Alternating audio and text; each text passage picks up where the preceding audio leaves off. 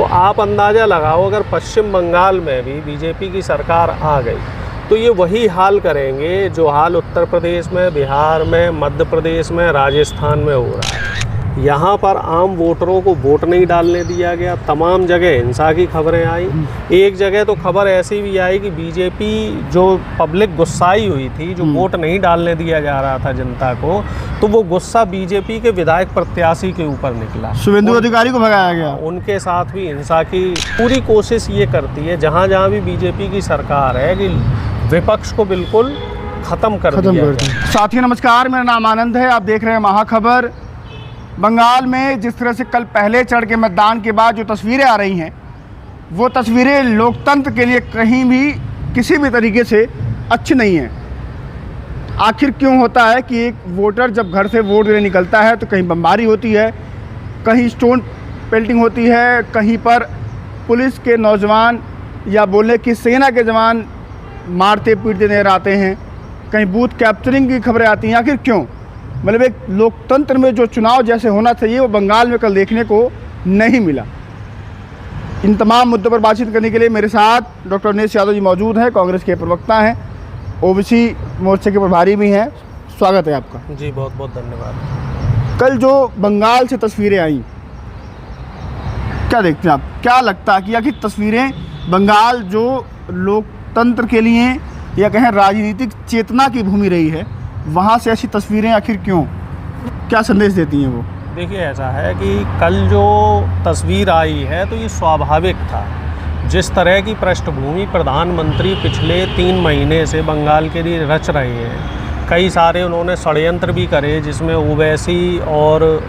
ओवैसी को लेके भी खुलासा हुआ कि किस तरीके से ओवैसी साहब बीजेपी की बी टीम की तरह काम करते हैं। हुमायूं कबीर उनके साथ में थे। और इसके साथ जो SIR को लेके एक बहुत बड़ा षड्यंत्र रचा गया, लगभग 80 लाख से ज़्यादा वोटों की हेरा फेरी हुई। हेरा फेरी ना कह के हम ये कह सकते हैं, उन वोटों को निरस्त करवा दिया गया, काट दिया गया, क्योंकि बीजेपी ने जो होमवर्क किया था, उनके होमवर्क के हिसाब से पिछले चुनाव में बीजेपी लगभग 40 से 50 लाख वोटों से तृणमूल कांग्रेस से हार गई थी। तो इस बार इन्होंने हिदायतन लगभग दुगने वोटों को कटवा दिया, जिससे कि वो चुनाव को जीत जाएं। इसके साथ साथ सेना के कई लोग मेरे साथ जुड़े हुए, तो वो बता रहे हैं कि अर्धसैनिक बल की लगभग 2500 टुकड़ियाँ बंगाल में पहुंचा दी गई। इनको पहले डिप्लॉय कर दिया गया, हर गांव में सेना के जवान पहुंचा दिए गए, और उनका काम सिर्फ एक है कि आम जनता को वोट डालने से रोकना। हालांकि वो जवान भी अंदर से खुश नहीं है, लेकिन चूंकि वो नौकरी कर रहे हैं तो वो बाध्य हैं, उनको भाई जो ऊपर से ऑर्डर आए हैं वो काम करने होंगे। और साथ ही साथ जो ज्ञानेश कुमार है, उनका रोल भी पूरी तरीके से जनता के सामने खुल के आ गया है कि वो किस तरीके से मोदी के पिट्ठू बने हुए हैं, मोदी के हाथ की कठपुतली बने हुए हैं। तो जो बंगाल का चुनाव हुआ है, ये बंगाल का चुनाव पूरी तरीके से हम ये मान के कह सकते हैं कि लोकतंत्र की हत्या है। यहाँ पर आम वोटरों को वोट नहीं डालने दिया गया, तमाम जगह हिंसा की खबरें आई। एक जगह तो खबर ऐसी भी आई कि बीजेपी जो पब्लिक गुस्साई हुई थी, जो वोट नहीं डालने दिया जा रहा था जनता को, तो वो गुस्सा बीजेपी के विधायक प्रत्याशी के ऊपर निकला, शुभेंदु अधिकारी को भगाया गया। उनके साथ भी हिंसा की खबरें आई, वो विजुअल्स आए, वीडियोज़ आए। और इस तरह की खबरें जहाँ जहाँ भी चुनाव हुआ है बंगाल में, तो तमाम जगह से इस तरह की खबरें आ रही हैं। और जबकि आप देखो कि जो तमिलनाडु है, वहाँ पे भी चुनाव था, वहाँ शांतिपूर्ण तरीके से चुनाव हुआ, क्योंकि बीजेपी को वहाँ मालूम था पहले से कि वहाँ तमिलनाडु में उनकी दाल नहीं गलेगी। तो इस वजह से इस बार इन्होंने बंगाल को बहुत ही संवेदनशील स्टेट और संवेदनशील जगह बना के एक चुनावी प्रयोगशाला बना दिया है।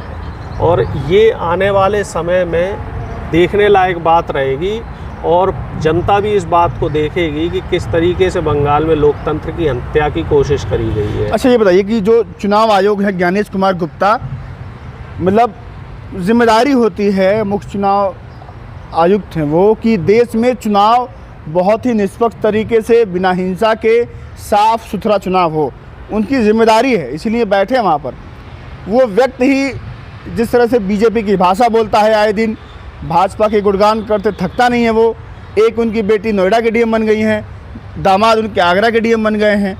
तो ये तमाम तरह की जो चीज़ें हो रही हैं, आखिर ज्ञानेश कुमार गुप्ता के अंदर क्या बिल्कुल भी वो चेतना नहीं है जिसके पद पर वो बैठे हैं? वो देखिए, चेतना वाला व्यक्ति बीजेपी सत्ता काल में आगे नहीं बढ़ सकता। अभी सिर्फ उस आदमी को पद और सत्ता के करीब रखा जा रहा है जिसकी चेतना मरी हुई है, या फिर जो अपनी व्यक्तिगत महत्वाकांक्षा को ज़्यादा तवज्जो देता है। जैसे ज्ञानेश कुमार की बात करी जाए तो ज्ञानेश कुमार ने बहुत सारा समय गृह मंत्रालय में अमित शाह के साथ पहले गुजारा है।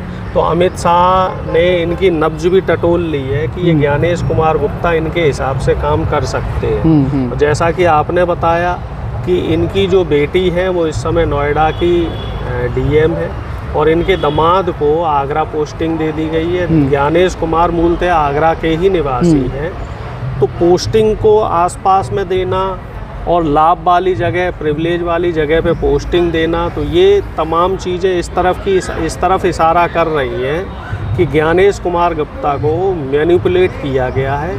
और उनको मैनिपुलेट सिर्फ इसीलिए किया गया है कि ज्ञानेश जी चुप रहें। ज्ञानेश जी जो वोटों की चोरी इस समय जो बीजेपी कर रही है और लोकतंत्र की हत्या बीजेपी जो कर रही है, उसमें ज्ञानेश कुमार कोई दखलंदाजी ना करें, सिर्फ मूक दर्शक बन के देखते रहें। या एक और हैरानी करने वाला वाकया रहा, दर्शकों ने भी देखा होगा, बहुत सारे लोगों ने देखा होगा कि जो केरल में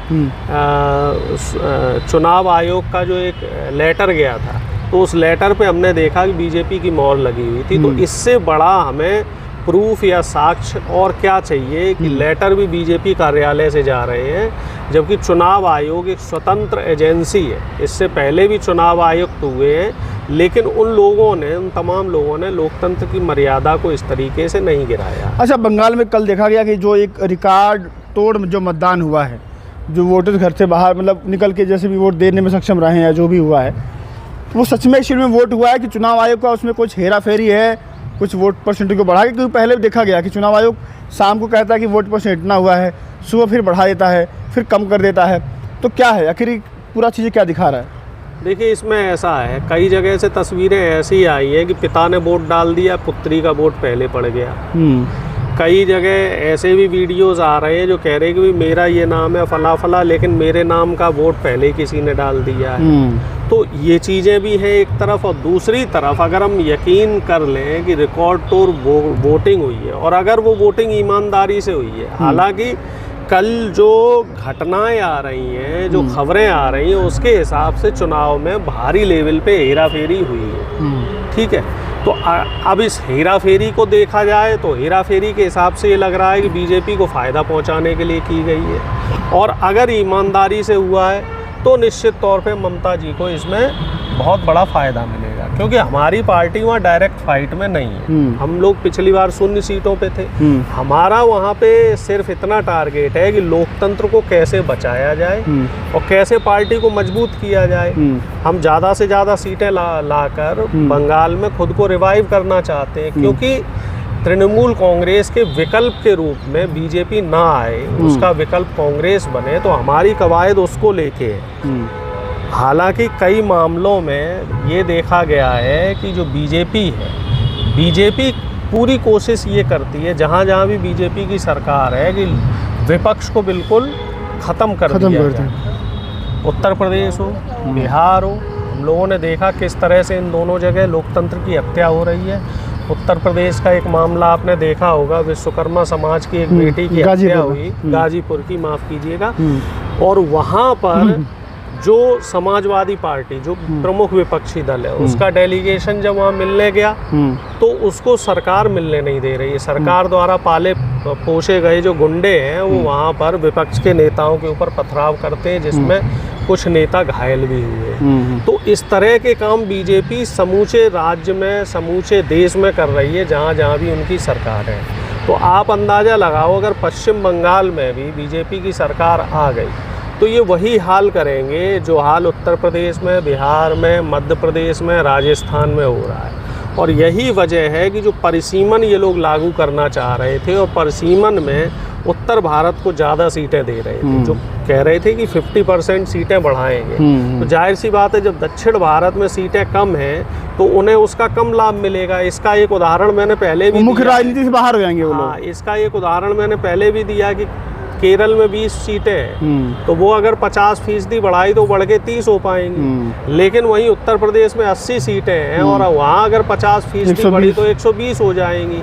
तो केरल और यूपी की तुलना करें तो पहले अंतर था 60 सीटों का, अब अंतर हो जाएगा 90 सीटों का। तो साफ तौर पे एक साजिश है कि दक्षिण भारत को राजनीति से एलिमिनेट किया जाए, क्योंकि दक्षिण भारत ने बीजेपी को नहीं स्वीकारा है। और इसी तरीके से इनकी जो कवायद है वो ये लेके है कि पश्चिम बंगाल से भी तृणमूल कांग्रेस को, लेफ्ट जो पार्टियां हैं उनको, कांग्रेस को, इन सबको एलिमिनेट करके बीजेपी की वहाँ मोनोपोली चलाने की इनकी ये कवायद चल रही है। अच्छा, आखिरी सवाल होगा, बीजेपी वहाँ पर आ पाएगी?